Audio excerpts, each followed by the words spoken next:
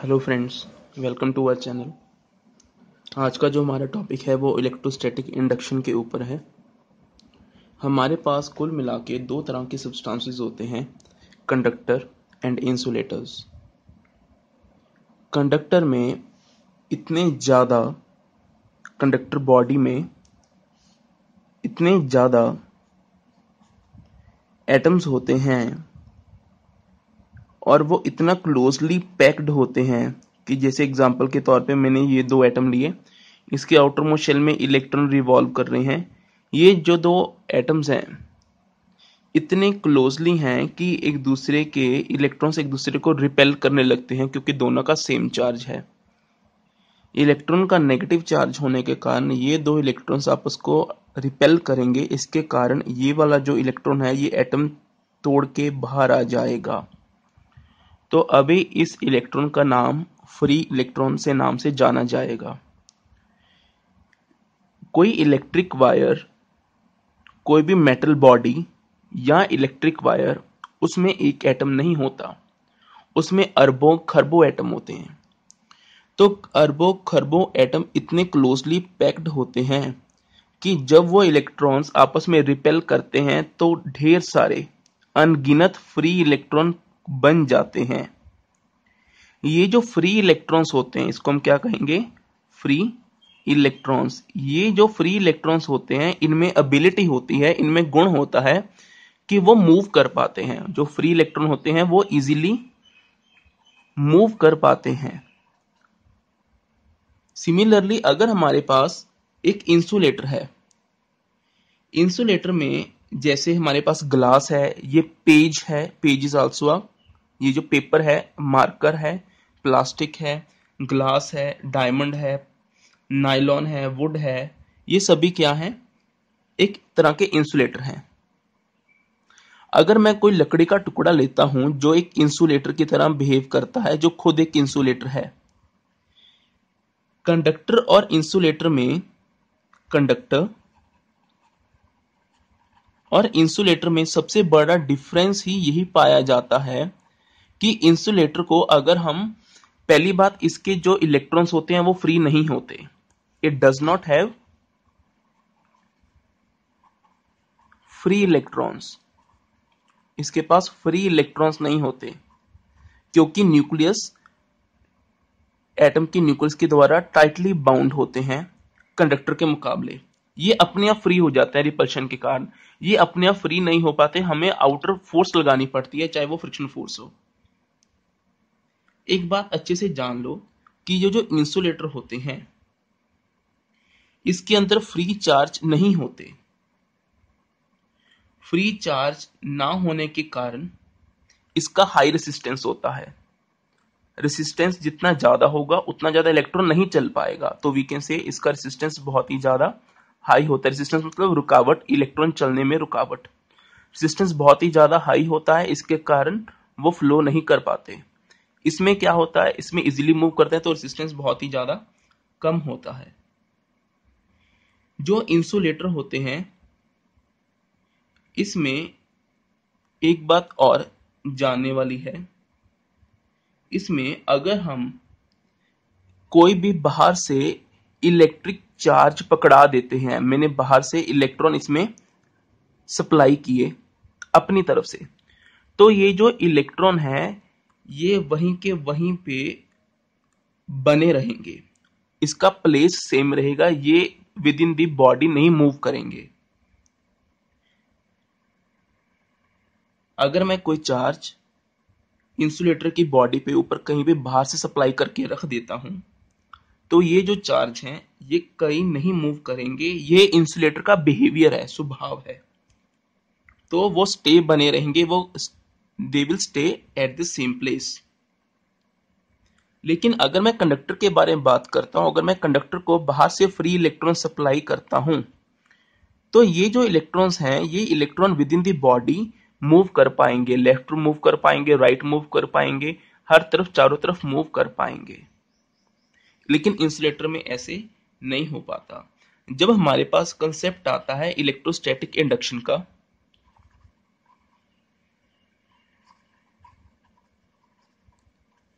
हमें इस कंसेप्ट को इस प्रकार से समझते हैं कि हम मान के चलते हैं हमारे पास एक कंडक्टिंग रॉड है, एक मेटल की बॉडी है, एक लोहे का टुकड़ा है, ऐसे भी कह सकते हैं क्योंकि वो एक मेटल है, वो एक कंडक्टर है। इस लोहे के टुकड़े, इसका नाम ए बी डाल दिया है हमने, इसका पॉइंट ए बी रख दिया है।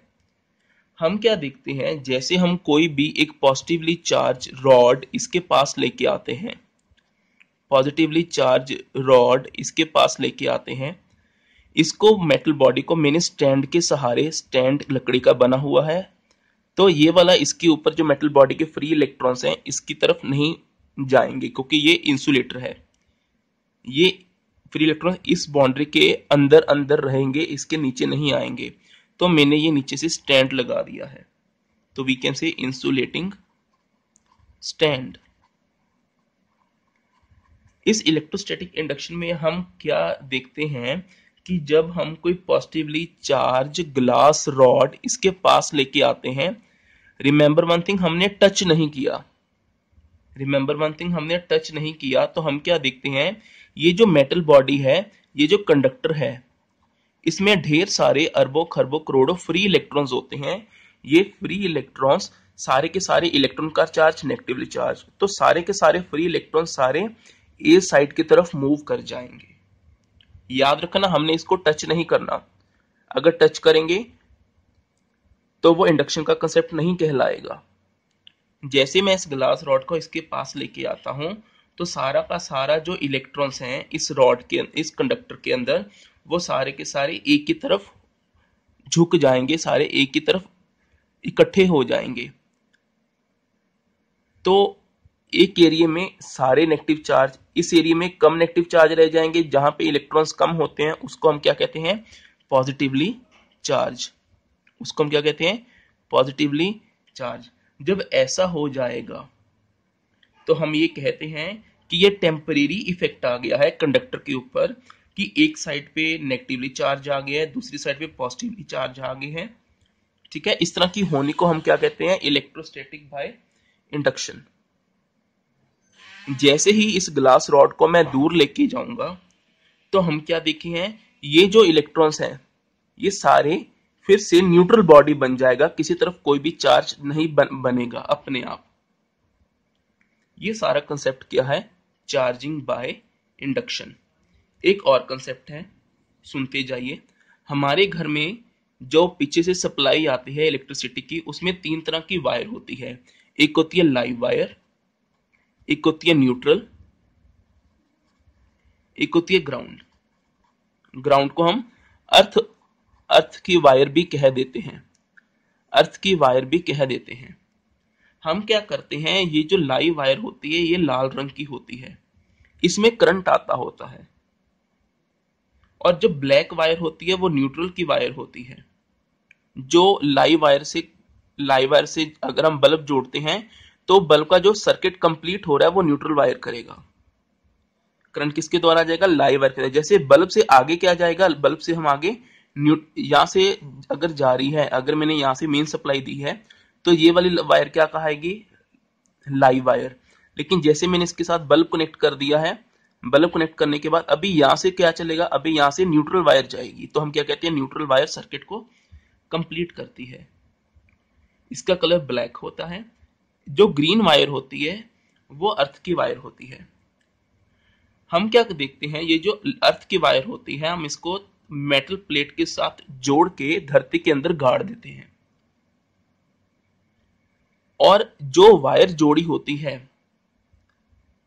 मेटल बॉडी के साथ, उस वायर को हम इलेक्ट्रिक अप्लायंस, टीवी, फ्रिज के जो मेटल वाला पार्ट है, कंप्यूटर है, वो जो मेटल वाला पार्ट है उसके साथ जोड़ देते हैं, ताकि जब भी कोई करंट ज्यादा फ्लो करे तो वो जो वायर के थ्रू है, वायर के थ्रू मेटल बॉडी में जाएगा। मेटल बॉडी कहां पे है, धरती के अंदर गाड़ी हुई है, तो सारा चार्ज अर्थ के पास चला जाएगा। हम अर्थ को न्यूट्रल बॉडी मान के चलते हैं, तो हम कहते हैं जो सारा चार्ज है वो अर्थ के पास चला गया है, तो सारा चार्ज ग्राउंड में चला जाएगा। इस तरह की करने को क्या कहते हैं, हमने क्या कर दिया, अर्थिंग कर दी, हमने ग्राउंडिंग कर दी। ठीक है, हम ये मान के चलते हैं अर्थ बहुत बड़ा चार्ज है, ये चार्ज दे भी सकता है, चार्ज ले भी सकता है। ये सारा कंसेप्ट है इलेक्ट्रोस्टैटिक इंडक्शन का।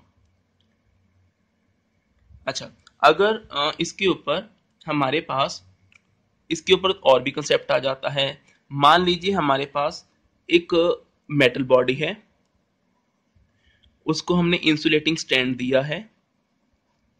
ये जो मेटल बॉडी का चार्ज है वो इसमें नहीं जा पाएगा क्योंकि ये इंसुलेटर है। जैसे हम इसके आगे प्लास्टिक रॉड लेके आते हैं जिसका साइन नेगेटिव है, इसके ऊपर नेगेटिव चार्ज है, तो हम क्या देखते हैं, जितने भी इलेक्ट्रॉन्स होंगे वो रिपेल होंगे। जब इलेक्ट्रॉन्स रिपेल होंगे तो सारा नेगेटिवली चार्ज इस साइड पे इकट्ठा हो जाएगा, सारा पॉजिटिवली चार्ज इस साइड पे इकट्ठा हो जाएगा। याद रखना, हमने छूना नहीं है। जब हमने ऐसा किया है तो हम क्या देखते हैं, ये पूरा का पूरा टेम्परेरी इफेक्ट आ गया। इसको कहते हैं चार्जिंग बाय इंडक्शन। जितना पॉजिटिव चार्ज है वो रॉड के पास आ जाएगा। अगर मैं इसके ये वाले पोर्शन को मैं अर्थ के साथ कनेक्ट कर देता हूं, एक वायर लगा के धरती में फेंक दी, ये अर्थिंग का सिंबल है, तो हम क्या देखते हैं, जितना फ्री इलेक्ट्रॉन्स होंगे वो सारे के सारे अर्थ में फ्लो कर जाएंगे। तो ये एक तरफ सारा पॉजिटिवली चार्ज आ जाएगा, इस तरफ हम क्या कहेंगे, न्यूट्रल रह जाएगा, कोई भी चार्ज इस तरफ नहीं रहेगा।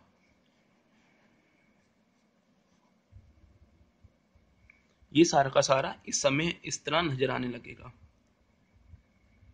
अगर हम इस स्फीयर को अर्थ के साथ डिस्कनेक्ट कर दें तो इसके अंदर पॉजिटिवली चार्ज बना रहेगा इस रॉड के साथ जब तक रॉड पास बनी रहेगी, क्योंकि दोनों के बीच अट्रैक्शन है।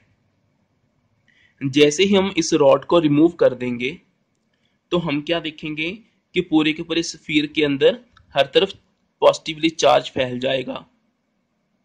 तो हम क्या कहते हैं कि हमारे पास एक पॉजिटिवली चार्ज बॉडी तैयार हो गई है। अगर इसी प्रकार से अगर हमारे पास मेटल स्फीयर की कोई नेगेटिव चार्ज बॉडी होती तो हम उसके सामने पॉजिटिव रॉड लेके आते तो ये इसको अर्थ के साथ कनेक्ट करते, वो सारा पॉजिटिव चार्ज अर्थ में चला जाना था, तो पूरी की पूरी बॉडी के ऊपर कौन सा चार्ज एक्वायर हो जाना था, नेगेटिवली चार्ज।